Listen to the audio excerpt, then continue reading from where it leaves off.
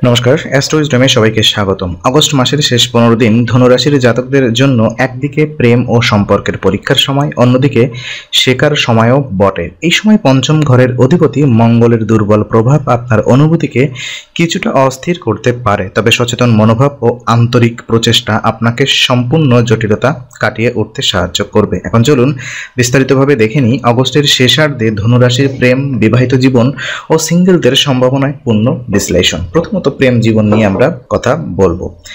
তো আগস্ট মাসের শেষ 15 দিনে ধনুরাশির প্রেম জগতে কিছু চ্যালেঞ্জ আসতে পারে। এর প্রধান কারণ পঞ্চম ঘরের অধিপতি মঙ্গলের অবস্থান, যা এই সময় কিছুটা দুর্বল। এই দুর্বলতা আবেগে অস্থিরতা আনতে পারে এবং অপ্রয়োজনীয় তর্ক বিতর্কের সুযোগ তৈরি করতে পারে। বিশেষ করে অহং বোধের কারণে ছোটখাটো বিষয় বড় আকার ধারণ করতে পারে। তাই সম্পর্ক রক্ষা ও মজবুত করার জন্য প্রথম কাজ হবে অহংকার কমানো এবং সঙ্গীর দৃষ্টিভঙ্গিকে গুরুত্ব দেওয়া। আপনার প্রেম জীবনে যদি ভুল বোঝাবুঝি তৈরি হয় তা দ্রুত সমাধান করা জরুরি। বিষয়গুলো জমতে দিলে তা সম্পর্কের উপর নেতিবাচক প্রভাব ফেলতে পারে। সঙ্গীর সাথে খোলামেলা আলোচনা এবং পারস্পরিক শ্রদ্ধা বজায় রাখাই হবে এই সময়ের সেরা কৌশল।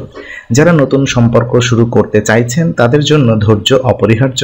তাড়াহুড়ো করে সিদ্ধান্ত নিলে ভবিষ্যতে আফসোস হতে পারে। পুরনো সম্পর্কের ক্ষেত্রে বোঝাপড়া বাড়ানোর চেষ্টা করুন, কারণ এই সময় সম্পর্ককে মজবুত করার জন্য অতিরিক্ত সময় ও মনোযোগ প্রয়োজন হবে। সার্বিকভাবে আন্তরিকতা, ধৈর্য ও পারস্পরিক শ্রদ্ধাই আপনার প্রেম জীবনকে সুন্দর রাখবে। বিবাহিত জীবনের পরিস্থিতি নিয়ে যদি আলোকপাত করি, বিবাহিত ধনুরাশির জাতকদের জন্য আগস্টের শেষার্ধ ধৈর্য ও সহনশীলতার পরীক্ষা নিয়ে আসতে পারে। বাগদান বা বিবাহ সম্পর্কিত নতুন উদ্যোগের জন্য এটি উপযুক্ত সময় নয়। যাদের ইতিমধ্যে বিবাহিত জীবন চলছে তাদের সম্পর্ক বজায় রাখতে পারস্পরিক বোঝাপড়া ও সহানুভূতি বাড়াতে হবে। এই সময়ে ছোটখাটো ভুল বোঝাবুঝি বা মতপার্থক্য দেখা দিতে পারে। সঙ্গীর সাথে যোগাযোগের ক্ষেত্রে শব্দচয়ন ও আচরণ সতর্ক থাকুন। সামান্য অসতর্কতা বা রাগ আপনার সঙ্গীর মন খারাপ করে দিতে পারে। তাই সমস্যার উদ্ভব হলে তার সঙ্গে সঙ্গে সমাধানের চেষ্টা করুন, যাতে তা বড় আকার না নেয়। সঙ্গীর চাহিদা ও অনুভূতিকে বোঝা এবং প্রয়োজন হলে আপোষ করা, এটাই হবে আপনার সম্পর্কের মজবুতির মূল চাবিকাঠি। যারা পরিবার নিয়ে ব্যস্ত তাদের ক্ষেত্রে পারিবারিক দায়িত্বের পাশাপাশি রোমান্টিক সময় কাটানো জরুরি হবে, যাতে সম্পর্কের উষ্ণতা বজায় থাকে। আগস্টের শেষ 15 দিনে প্রেম, সহানুভূতি ও সহযোগিতার মাধ্যমে বিবাহিত জীবনকে আগের চেয়েও আরও দৃঢ় করা সম্ভব। সিঙ্গেলদের প্রেমের কি সম্ভাবনা রয়েছে? তো সিঙ্গেল ধনুরাশির জাতক জাতিকাদের জন্য আগস্ট মাসের শেষ 15 দিন নতুন সম্পর্কের সম্ভাবনা থাকলেও এখানে সতর্কতা জরুরি। পঞ্চম ঘরের অধিপতি মঙ্গলের দুর্বলতা আবেশকে অনিশ্চিত করতে পারে, যা হঠাৎ সিদ্ধান্তে প্রভাব ফেলতে পারে। তাই নতুন সম্পর্কে জড়ানোর আগে সঙ্গীকে ভালোভাবে জানুন এবং নিজের অনুভূতি গভীরভাবে বুঝুন। এই সময় আবেগপ্রবণ হয়ে ভুল সিদ্ধান্ত নেওয়ার ঝুঁকি বেশি, বিশেষ করে যদি কারোর সঙ্গে প্রথম দিকে খুব ঘনিষ্ঠতা তৈরি হয়। তাড়াহুড়ো করলে ভবিষ্যতের সমস্যায় পড়তে পারেন। তাই ধৈর্য ধরে ধীরে ধীরে সম্পর্ক এগিয়ে নিন। যারা ইতিমধ্যেই কারোর প্রতি আগ্রহী তারা এখনই প্রস্তাব দেওয়ার বদলে আরও কিছু সময় নিয়ে বোঝাপড়ার চেষ্টা করুন। ভুল বোঝাবুঝি ও অপ্রয়োজনীয় বিতর্ক এড়িয়ে চলাই এই সময়ের জন্য সেরা কৌশল। আন্তরিকতা ও বিশ্বাসের ভিত্তিতে সম্পর্ক গড়ে তুললে তা দীর্ঘস্থায়ী হওয়ার সম্ভাবনা বেশি। কিছু পরামর্শ যদি আমি আপনাদেরকে দেই, তো আগস্ট মাসের শেষ 15 দিনে ধনুরাশির প্রেম ও বিবাহিত জীবনের মূল বার্তা হলো অহংকার কমিয়ে বোঝাপড়া ও ভালোবাসা বাড়ানো। মঙ্গলের দুর্বলতা সম্পর্কের মধ্যে চাপ সৃষ্টি করলেও ধৈর্য ও সতর্কতার মাধ্যমে তা মোকাবেলা করা সম্ভব।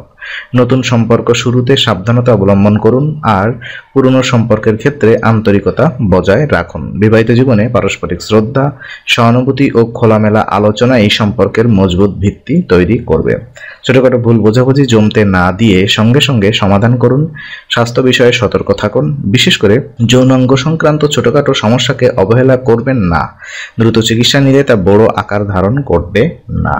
সবশেষে মনে করে রাখবেন, প্রেম হোক বা বিবাহ, এর আসল শক্তি ভালোবাসা, ধৈর্য এবং পারস্পরিক সহযোগিতায় নিহিত। তো কিছু বিশেষ উপায় যদি আমি আপনাদেরকে বলি, যে নেতিবাচক প্রভাবগুলো আমরা বললাম সেখান থেকে কিভাবে উত্তরণ করতে পারবেন। তো এই সময় প্রেম ও বিবাহিত জীবনে ইতিবাচক শক্তি আনার জন্য কিছু সহজ কিন্তু কার্যকর উপায় অনুসরণ করতে পারেন। যেমন প্রথমত নিঃসন্তান ব্যক্তিদের সেবা করা বা ও একই সাথে তাদের আশীর্বাদ নেওয়া আপনার জীবনে শুভ ফল বয়ে আনতে পারে। এটি শুধু আধ্যাত্মিকভাবে নয়, মানসিক শান্তি এবং ইতিবাচকতা বাড়াতেও সাহায্য করে। দ্বিতীয়ত, প্রতিদিন ভোরে উঠে স্নান সেরে সূর্যদেবকে জল চড়ানো আপনার সম্পর্কের স্থিতি ও সুস্থতা বজায় রাখতে সহায়তা হবে। এই আচার আপনার মনকে পরিষ্কার ও ইতিবাচক চিন্তায় ভরিয়ে তুলবে, যা সম্পর্কের উপরে সরাসরি প্রভাব ফেলতে পারে। এই উপায়গুলো নিয়মিত করলে শুধু প্রেম বা বিবাহিত জীবন নয়, সার্বিক জীবনযাত্রাতেই এক ধরনের ভারসাম্য ও সুখের অনুভূতি তৈরি হবে। তো আজকে আলোচনা আমরা এখানেই ইতি করছি। আমরা আশা করি এটি আপনার মনে নতুন কিছু আলোর সঞ্চার করেছে। যদি ভিডিওটি আপনার ভালো লেগে থাকে তবে লাইক দিতে ভুলবেন না, আপনার মতামত জানাতে কমেন্ট করুন এবং প্রিয়জনদের সঙ্গে শেয়ার করে তাদের জীবনেও আলোর বার্তা পৌঁছে দিন। আর অবশ্যই আমাদের চ্যানেলটি সাবস্ক্রাইব করুন, কারণ এখানে আমরা প্রতি মুহূর্তে নতুন আলো ও জ্ঞানের কথা নিয়ে আসি। আবার দেখা হবে, ততক্ষণ ভালো থাকুন, শান্তিতে থাকুন। নমস্কার।